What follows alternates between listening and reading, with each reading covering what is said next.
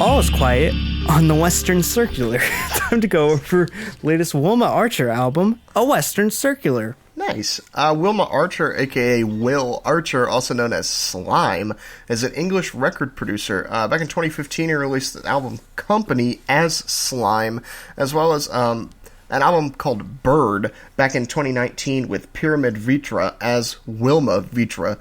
But this is the first time that Wilma Archer has released an album under the name Wilma Archer. He first popped onto our radars when he released a track with MF Doom out of the blue earlier this year called Laugh Sniff, which was, I think, a really awesome track. I loved the tracking of like these woodwind and string duos in the background of this, and Doom just flows like butter over the top of this track. I think it's a really cool mixture of like two worlds. The sonic combination of that I think is awesome. Yeah, I think it showcases the better aspects of old Doom, if that makes sense. Like Doom in his older age, he's a little bit more quiet. He's not as villainous, but it almost makes him the most villainous in a sense, if that makes sense. Like he's just this old this old man receding away, almost like a mob boss or something like that. Yeah. But like I think what highlights the track the most for me is how like Doom has two verses and they're spread apart. Like this track isn't built around Doom, if that makes sense. Like it's Wilma Archer with the strings and like these frantic moments that they have, and like this complete beauty that it possesses. And then like you get this, like it highlights Doom well, but then it like Doom's verse stops and the playing keeps on going. So like the true focus and spotlight is on Wilma, and then Doom comes back in. So you know that at the end of the day, this isn't just like Doom and an unknown producer. It's Doom and Wilma Archer. Like Wilma Archer makes his own name stand out on this track. Yeah, it's almost like Doom is only there to highlight the strings as well. Like he is a featured artist, but he is doing what he can to highlight Wilma Archer's production. Like after Doom's verse ends, there's a guitar solo that then fades out into nothing, and then it's like a false ending, and then immediately starts back up again, and Doom's second verse starts. And I think that's like one of the coolest moments in that whole track. Yeah. So after this single, I was excited to see what this album would be, because it had like collaborators listed as Samuel T. Herring and Sudan Archives. So I was interested to see how this album would play out. Western Circular's 10 songs, 40 minutes. And I enjoy it. I think it has some really unique collaborations to it. I just think it's a little bit long in the end. I think some of these moments like Ugly Feelings, I think, are not terrible. They just, I feel like the album's kind of already played its course at that point. But other moments like The Boon featuring Samuel T. Herring, aka Hemlock Ernst, I think they're close, but they're not there yet. Like the effects on Sam's voice are very... Sounds like he's in the shower. Kind of, but I feel like he always sounds like he's in the shower. Yeah, but like he has a drawn out performance, and that's what makes him. But on this, I think it highlights the aspect that makes him almost seem a little bit unprofessional. But on the track later on, it highlights the more dreamlike nature of him, which I think works really, really well. Tracks on this actually reminded me, since it has features like Doom and Sam T. Harry on here, weirdly reminds me of Bad Bad Not Good a bit, especially in the way on some of these tracks, if like a synth pops up or like a string pops up, how it highlights with the different elements of this weird kind of jazz fusion type music, mixing like soul and hip hop and jazz together. Bad Bad Not Good weren't like the first people to do it, but they are the ones who have done it more iconically in the last decade, if that makes sense. But like I like this album. I think Western Circular, or I think Scarecrow is a really good start to this sonically, proving to be a completely beautiful and breathtaking jazz track. And like at the end of Scarecrow, I'm like, I was thinking, I wasn't looking at the track list when I was listening to this. I was just listening along. I was like, oh, I could really listen to Laugh Sniff again, because I was hearing the strings on Scarecrow and I wanted more of that. And then Last Sniff was the next track, and I was really excited and hyped about it. Killing Crab is a great follow through on that.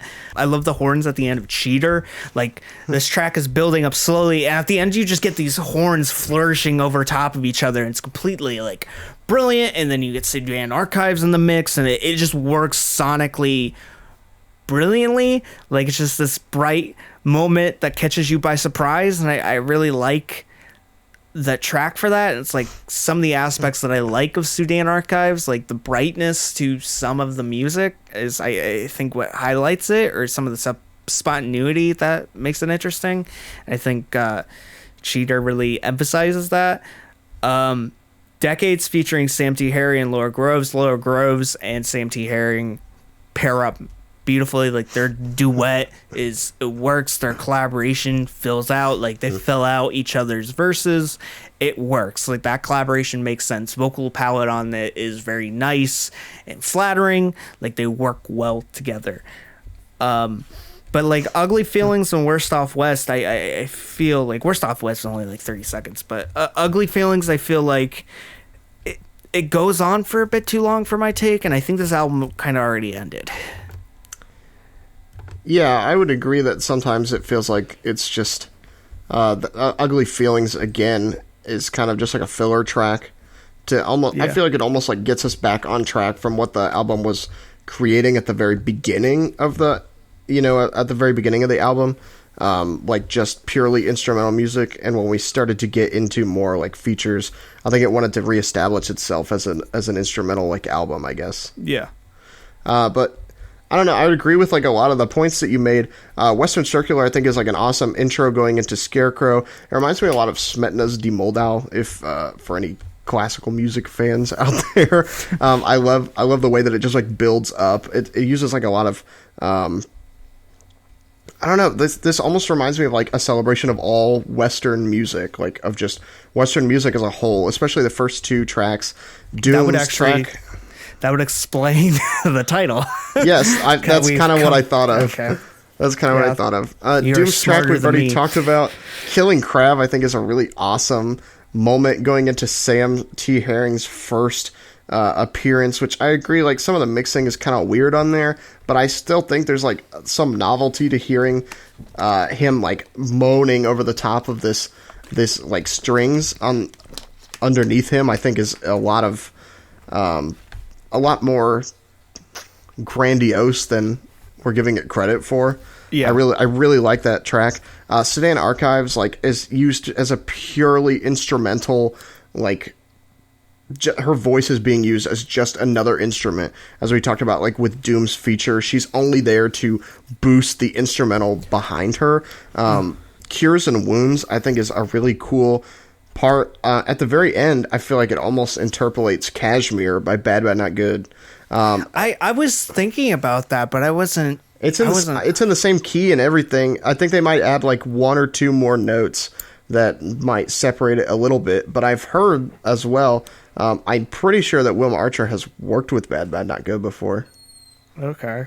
I'm not 100% sure, but like it sounds like it interpolates that underneath. I love the sample, the love wounds and love cures of, like underneath this sample.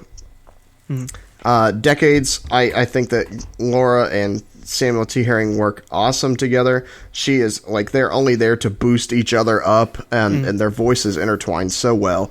But then I agree with you. The Ugly Feelings and Worse Off West, I think, kind of bring like a jazzy end to this. I like those tracks. Like, I don't think that they're egregiously bad or anything. Like, yeah, I think they drag on a little too long.